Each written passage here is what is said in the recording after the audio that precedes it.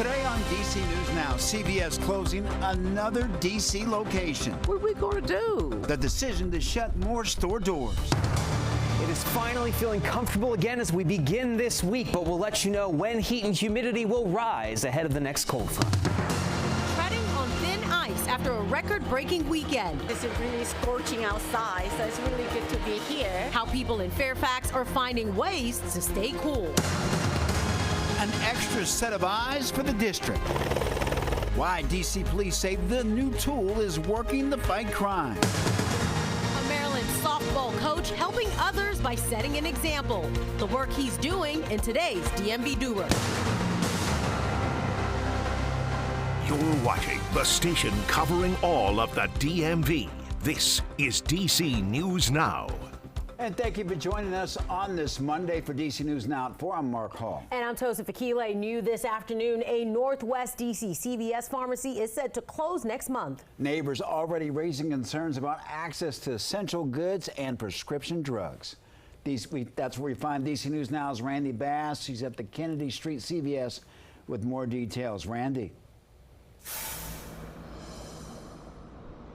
Yes, this location here on Kennedy Street Northwest sits at the intersection of several popular DC neighborhoods. The CVS corporate office is confirming to DC News Now today this store is set to close in just 4 short weeks here. The next closest CVS location's about a mile and a half away. Some customers we talked to said they'd heard about shoplifting at the store. When we went in today, we noticed several nearly bare shelves, some baby essentials, bath and hygiene products, paper products, all in short supply, except for some items behind lock and key. CVS would not confirm shoplifting as the reason for the store's closure. Ward 4 Councilmember Janice Lewis George posting on X saying closing the only neighborhood CVS risks seniors and families access to vital health and wellness services. Customers we talked to were shocked to hear of the store's closing. I like to come by here and get a few things for my house, you know, on my way home. And I think we shouldn't let this place close. We should, as seniors, we need things back here in that community. What are we going to do?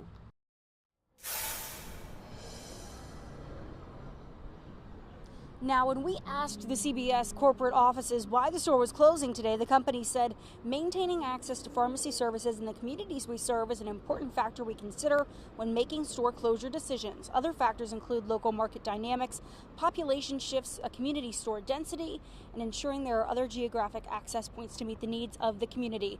The store is expected to shut its doors for the last time on July 24th. Live in Northwest, I'm Randy Bass, DC News Now. All right, Randy, thank you. Taking a live look outside at the Washington Monument in Tosin. Compared to this time last week, I think we're getting a break.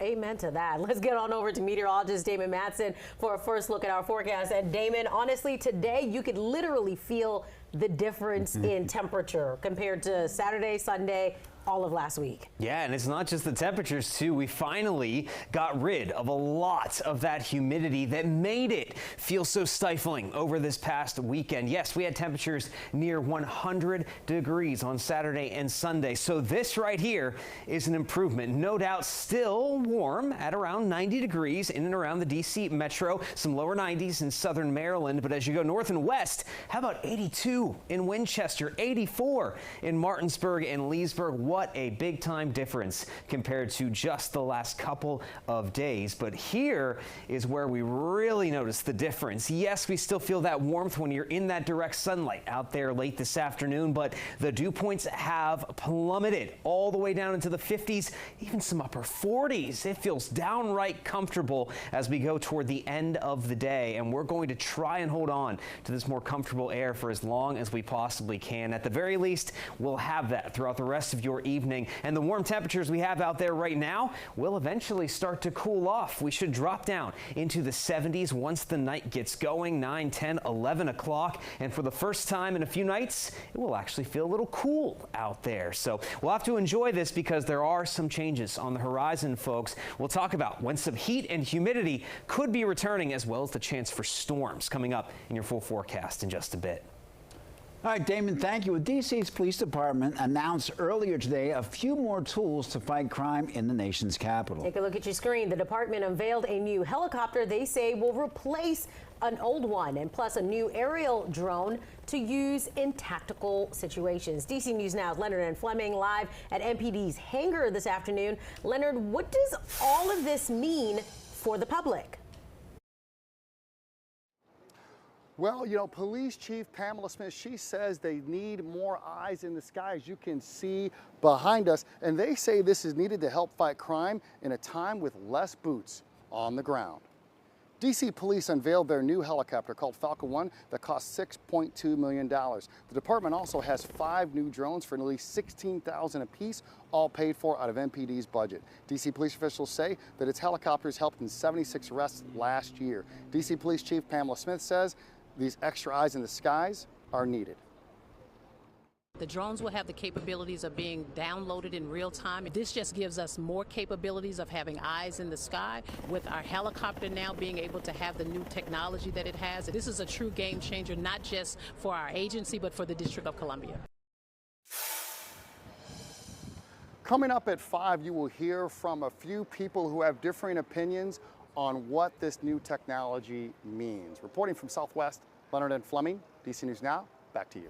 All right, Leonard, thank you. Well, after this weekend's record-breaking heat, a Germantown Emergency Center in Maryland is still without air conditioning after they say mechanical issues with their system happened over the weekend. DC News Now's Kevon Dupree went to that emergency center today and spoke with patients. He has a story. Patients and medical workers here at the Adventist Healthcare Emergency Center tell me they've had to sit in temperatures as high as 90 degrees since the AC first went out. I spoke with one person who says these conditions are certainly not ideal. Cynthia Fortis came to the emergency center Monday morning with her husband. She says they had no idea the center's AC was out. When I first walked in, it did feel humid in there. But Fortis says as they made their way back to the treatment room, there was a little relief. They have like machines they're renting to, I guess, provide us some air in there, so it's not extremely bad. The emergency center was placed on mini disaster status Sunday afternoon, meaning it is rerouting ambulances to nearby medical centers. The Germantown Emergency Center is still accepting walk-in patients, however. Fortis says the heat inside the building wasn't unbearable, but it was enough to make her step out early. I would have stayed maybe a little longer with him because he's still in there, but the heat might be a little too much for both me and my grandson. She says despite the warm conditions, her husband received quality care during his visit. It was good. It's good. They're taking care of him, and they have him in a room where they are using some type of AC, so it's not bad. I reached out to Adventist Healthcare, and they responded with a statement saying in part, quote, "Crews are working as quickly as possible to make the necessary repairs." They went on to say, "We have brought in spot coolers and fans. We expect the center to remain warmer than usual until the repairs are completed." Reporting in Germantown, I'm Kevon Dupree, DC News Now. All right, Kevon, thank you. In the Dally, the ship that crashed and collapsed the Key Bridge in March made its way under the Chesapeake Bay Bridge as it heads to Norfolk, Virginia. The Maryland Transportation Authority, along with the U.S. Coast Guard, held traffic at the bridge. On the right side of your screen, you can see people even reversing on the shoulder to get to the nearest exit to beat the congestion. MDTA says they planned this out of an abundance of caution. The Dally was escorted by 4 tugboats. The bridge has since reopened. And to an update on a story we told you about in February, Montgomery County Police have charged 22-year-old Trevon Ross with the deadly shooting of 19-year-old Justice Zion Elliott. The shooting happened on a Metro bus on Lockwood Drive in White Oak. Ross was extradited from a detention center in D.C. to Montgomery County, where he's being held without bond. Now, what led up to the shooting, that remains under investigation. And right now, a Fairfax County special education teacher accused of assaulting students is behind bars pending a bond hearing on Wednesday. 62-year-old Elizabeth Nagagata was arraigned in court in Fairfax this morning after her arrest Friday. She's a special education teacher at White Oaks Elementary School in Burke, and she's accused of assaulting 3 students. Fairfax County Police allege that the assaults happened between September of last year and April of this year. She's facing simple assault charges and is being held without bond. Investigators are urging anyone with information on these cases or other potentially involving her to come forward. Well, it's been 2 years since the U.S. Supreme Court overturned Roe v. Wade and in turn ruled that Americans don't have a constitutional right to an abortion. Well, today, Democrats held a rally in Richmond highlighting the importance of reproductive rights. Tonight, 2 years to the day after the U.S. Supreme Court overturned nearly 5 decades of precedents and ruled that Americans don't have a constitutional right to an abortion, the issue continues to divide Americans. At a campaign-style rally in Richmond earlier today, Democrats acknowledged the anniversary is solemn while vowing the fight to continue to expand reproductive rights. However, others say today is solemn because they say the state hasn't passed any what they call pro-life laws since Roe was overturned. My story includes abortion. A guy I'd known since I was a kid raped me, and when I became pregnant, I was so grateful that I was able to access a safe and legal abortion for many reasons, including the fact that in Kentucky and Tennessee, rapists have paternity rights. I happen to be a woman who's had an abortion, so for me, the removal of Roe v. Wade in general was a great sign of hope and possibility for the country. I believe strongly that women and our children deserve better answers than abortion.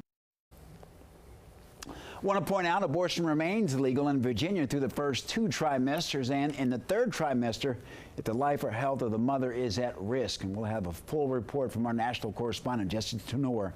That's coming up at 4:30.